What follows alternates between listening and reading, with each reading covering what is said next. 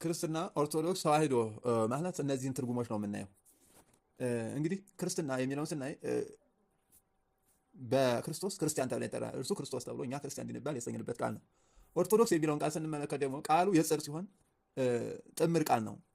ኦርቶና ዶክስ ከሚል ቃል ነው። ኦርቶ ማለት ይችን ያዙ እንግዲህ ከዚህ ጀምራችሁ ኦርቶዶክስ ክርስቲያን ማለት ምን ማለት ነው? ኦርቶዶክስ ማለት ምን ማለት ነው? ተዋህዶ ማለት ምን ማለት ነው? እነዚህን በደንብ አድርጋችሁ መረዳትና መያዝ ይኖርባችኋል። ኦርቶና ዶክስ ከሚል ከሁለት ጥምረ ቃላቶች የመጣ ቃል ነው። ኦርቶ ማለት ቀጥ ያለ የረታ ማለት ሲሆን ርዕስ የሆነ፣ ዶክስ ማለት ደግሞ አስተምሮ አምልኮ ተብሎ ይጠራል። ቀጥተኛ የሆነ ርቱ የሆነ አስተምሮ አምልኮ ማለት ነው ኦርቶዶክስ የሚለው ሲተረጎም። ኦርቶ ቀጥ ያለ ርትዕት ወይም ደግሞ ርቱ የሆነ የቀና ሲሆን፣ ዶክስ ደግሞ አስተምሮ አምልኮ ተብሎ ይተረጎማል። ኦርቶዶክስ ሲጥምር ቃል ሲሆን ደግሞ በአንድ ሲናበብ ቀጥ ያለ አምልኮ፣ ርቱ የሆነ አምልኮ፣ ቀጥተኛ የሆነ አስተምህሮ ተብሎ ይጠራል። ስለዚህ ኦርቶዶክስ ማለት ቀጥተኛ አስተምህሮ ተብሎ ይተረጎማል ማለት ነው። ያዙ ቃሉ የጽር ነው። ትርጉሙም ኦርቶ ቀጥተኛ፣ ዶክስ ትምህርት አምልኮ ሲሆን ቀጥተኛ የሆነ አስተምህሮ አምልኮ ተብሎ ይገለጻል ማለት ነው። ኦርቶዶክስ የሚለው ስያሜ በቤተ ክርስቲያናችን የተጀመረው በ325 ነው። በጉባኤ ኒቅያ ላይ አርዮስን ረድተው አባቶቻችን ሰለስቱ ምዕት አሁን ክርስቲያን የሚለው ነበረ። ክርስቲያን ነኝ የሚል ሌላ ተቃራኒ መናፍቅ ተነሳ። በዚህን ጊዜ ከዚያ ከመናፍቁ ይለይ ዘንድ ቀጥተኛ የሆነ ከሐዋርያት የተረከቡትን ርቱ የሆነ አምልኮታቸውን እንዳለወጡ ለመመስከር ኦርቶዶክስ ነን አሉ። ኦርቶዶክስ ክርስቲያን ተብለው ተጠሩ። ኦርቶዶክስ ክርስቲያን የሚለው ስም መናፍቁ አርዮስ እስከሚወገዝበት ድረስ የክርስቶስ ተከታይ መባል ነውና ሌላ መናፍቅ ባልነበረበት ሰዓት ክርስቲያን የሚለው ስም ነበረ። ክርስቲያን የሚለው ስም የሚጋራ ነገር ግን አምልኮቱ ባዕድ የሆነ ክርስቶስን ሁለት ፍጡር ብሎ የሚጠራ ከዚያም ተለይተው ልዩ ልዩ ኑፋቂዎችን የያዙ መናፍቃን ሲነሱ ኦርቶዶክስ ብለው አባቶቻችን ቀጥተኛ የሆነ የክርስትና አስተምሮ ብለው ክርስቲያን ነን ኦርቶዶክስ ብለው ገለጹ። ስለዚህ በ325 አባቶቻችን ሰለስቱ ምዕት ሃይማኖታቸውን መሰከሩ እንጂ ሃይማኖትን ግን አልሰሩም።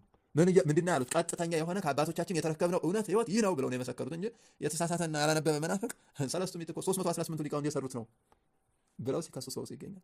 አለማንበብ አለማወቅ እንደ ልብ ስለሚያናግር ነው። ግን ቢያነቡ ቢያውቁ ወደኋላ ታሪክን ቢመለከቱ ኦርቶዶክስ የሚለውን ቃል ጨመሩ ማለት ኦርቶዶክስ ነን አሉ ማለት አዲስ አምልኮት አዲስ ስርዓት አወጡ ማለት ሳይሆን አርዮስ ተገንጥሎ ልዩ ሐሳብ ሲያመጣ እኛ ቀጥታ ያን የተቀበልነውን እውነት ህይወት አንለውጥም ብለው ሃይማኖታቸውን ያጸኑ 318ቱ ሊቃውንት የመሰከሩት ቃል ነው ማለት ነው። ኦርቶዶክስ ማለት ምን ማለት ነው? ክርስቲያን ማለት ምን ማለት ነው? ተዋህዶ ማለት ምን ማለት ነው የሚለውን በደንብ ልትረዱትና ልታውቁ ይገባል ማለት ነው። ስለዚህ ተዋህዶ የሚለው ነው ቃሉ። ተዋህዶ ማለት አንድ ሆነ፣ ተዋሃደ፣ አንድ ሆነ ከሚለው የግዕዝ ቃል የወጣ ሲሆን ትርጓሜውም አንድ መሆን፣ መዋሃድ፣ አንድነት ተብሎ ይገለጻል። ይህ በቤተ ክርስቲያናችን ይህ ስም ደግሞ የተጠራንበት ኦርቶዶክስ ተዋህዶ ተብለን የተጠራንበት ኦርቶዶክስ ተብሎ ክርስቲያን ኦርቶዶክስ ተብለን እየተጠራን ባለንበት ሰዓት ላይ ደግሞ ከዚያው ደግሞ ክርስቲያን ከሚባለው ኦርቶዶክስ ከሆነው ክፍል ደግሞ ልዩ ኑፋቄን ይዞ የተነሳ ሌላ መናፍቅ ተነሳ። በ431 ሁለት አካል ሁለት ባህሪ የሚል የክርስቶስን ባህሪ የሚነጣጥል ክደት መጣ። በዚህን ጊዜ ከሁለት አካል አንድ አካል ከሁለት ባህሪ አንድ ባህሪ ፍጹም ሰው ፍጹም አምላክ ተዋህዶ ብለው ሃይማኖታችን ተዋህዶ ነው፣ አንድ አምላክ እንጂ ሁለት አካል ሁለት ባህሪ አናምንም ሲሉ ተዋህዶ ብለው መሰከሩ። ይህን ምስክርነት ሲያጸኑ ኦርቶዶክስ ከሚለው ቃል ላይ ምን ተጨመረ? ኦርቶዶክስ ተዋህዶ ተብለን ተጠራ። አሁን አስቡት፣ በየጊዜው ለተነሱ መናፍቃን ምን ላሰጥተው ሃይማኖታቸውን መስክረው ይህ ነው እምነታችን እንጂ እናንተ ያነቃችሁት ክደት አይደለም ብለው እነሱን አወገዙ፣ ለዩ። ሃይማኖታቸውን በዚህ መሰረት ጠብቀው አስጠብቀው አኖሩ እንጂ አዲስ ሃይማኖት ፈጥረው አዲስ ስርዓት አውጥተው አይደለም። ሲያምኑት የነበረውን በቋንቋ ገለጹት። ምን ብለው? ኦርቶዶክስ ተዋህዶ።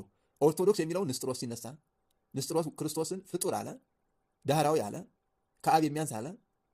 አስቡት፣ ክርስቶስን ፍጡር በመለኮቱ ከአብ የሚያንስ የአብ መስሪያ ብሎ ተናገረው ሎቱ ስብሐት። በዚህን ጊዜ እኛ ቀጥተኛ የሆነች አባቶቻችን ሐዋርያት ያስተማሩት የሰበኳት በአንዲት ቅድስት ቤተክርስቲያን እናምናለን ብለው ከሄዱ በኋላ ወነአምን በአሐዱ እግዚእ ኢየሱስ ክርስቶስ እያሉ ሃይማኖታቸውን አጽንተው ከመሰከሩ በኋላ ኦርቶዶክስ ነን፣ ቀጥተኛ የሆነ ከእግዚአብሔር የተሰጠነው እውነት ወንጌል የተናገረችው እውነት ከክርስቶስ የሰማነውን ከሐዋርያት የተማርነውን በወንጌል የተቀመጠውን እናምናለን እንጂ ያንተን ሐሳብ ያንተን ክደት አንቀበልም ሲሉ ኦርቶዶክስ ተዋህዶ ብለው ኦርቶዶክስ ብለው ሃይማኖታቸው መሰከሩ። በ431 ደግሞ ኦርቶዶክስ የሚለው ቃል ላይ ተዋህዶ የሚለው ተጨመረ። ለምን? አንድ ያልሆነ ሁለት አካል ሁለት ባህሪ ብለው ለያይተው ሲያምኑ አይ አንድ አካል አንድ ባህሪ ብለው ሃይማኖታቸውን መሰከሩ።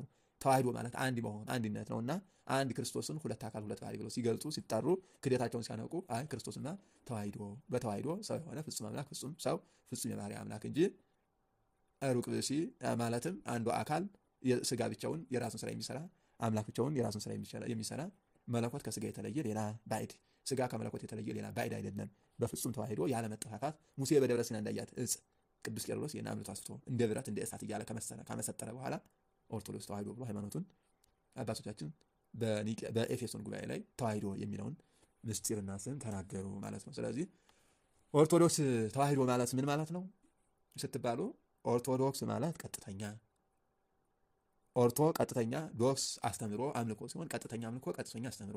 ተዋህዶ ማለት ደግሞ ከሁለት አካል አንድ አካል ከሁለት ባህሪ አንድ ባህሪ የሆነ አንድ አምላክ ያለን ፍጹም ሰው ፍጹም አምላክ የሆነ የክርስቶስን አንድነት የምናምን ኦርቶዶክስ ተዋህዶ ክርስቲያን ክርስቶስ የምናምን ኦርቶዶክስ ተዋህዶ ክርስቲያን ብለን ራሳችን እንጠራለን እናምናለን፣ በዚህ ስም እንጠራለን ማለት ነው። ስለዚህ ኦርቶዶክስ ተዋህዶ የሚለው ቃሉ ከየት መጣ፣ መቼ ተመሰረተ፣ መቼ ተነገረ፣ እንዴት የሚለውን መናፍቃን በተነሱ ጊዜ አባቶቻችን እነሱን ረድተው ሃይማኖታቸውን አጽንተው እኛ እንዲህ ነው የምናምነው ከመዝን አምኖ ከመዝን ታመን ብለው እንዲህ እናምናለን እንዲህ እንታመናለን እንዲህ እናስተምራለን እንዲህ ተምረናል ብለው ከሐዋርያት ያገኙትን ስርዓት፣ ትምህርት፣ ዶግማ፣ ቀኖና፣ ትውፊት ለትውልድ ለማስረከብ ይህንን ገልጸውልናል ማለት ነው። እግዚአብሔር አምላካችን የአባቶቻችን በረከት ከሁላችን ጋር ይኖር፣ የአባቶቻችን ረድኤት በረከት አይለየን። ሌላኛው የኢትዮጵያ ወደ ኢትዮጵያ አይደል የምንመጣው ኦርቶዶክስ ተዋህዶ የኢትዮጵያ ኦርቶዶክስ ተዋህዶ ቤተክርስቲያን አይደል ያልነው ኢትዮጵያ ወደሚለው ነው የምንመጣው። ይህንን ለነገር አድርግላችሁ ምክንያቱም ይህን ማስተዋል ይጠይቃል። የሀገሪቱ ላይ ነው። ሀገራችን ማናት ምንድናት? ኢትዮጵያ የሚለው ስያሜ በስንት ስም ተጠርቷል? ምን ጊዜ ተደጋግሞ ኢትዮጵያ የሚለው ነው የምናውቀው። ከኢትዮጵያ ከሚለው በፊት የኢትዮጵያ ስም አላት የላትም? መጽሐፍ ቅዱስ ምን ብሎ ይጠራታል? እንደገና ታሪክስ ምን ብሎ ይጠራታል? ከዛሬ ዓለም ከተፈጠረ 7518 ነው። 7518 ዓመት ሙሉ ኢትዮጵያ ናት ወይንስ ከኢትዮጵያ ከሚለው ስም በፊት ሌላ ስም አላት የሚለውን በዝርዝር እናያለን። ለምን ሀገሪቱ ከቤተክርስቲያኒቱ ቤተክርስቲያኒቱ ከሀገሪቱ አትለይምና የሀገሪቱ ታሪክ የተሰራው በቤተክርስቲያኒቱ መሰረት ላይ ነው። ኢትዮጵያ የሚለው የኢትዮጵያ ስሞች ምን ምንድን ናቸው? ካሁን እግዚአብሔር ይርዳን። ወስብሐት ለእግዚአብሔር ወለወላዲቱ ድንግል ወለመስቀሉ ክቡር። ይቆያል።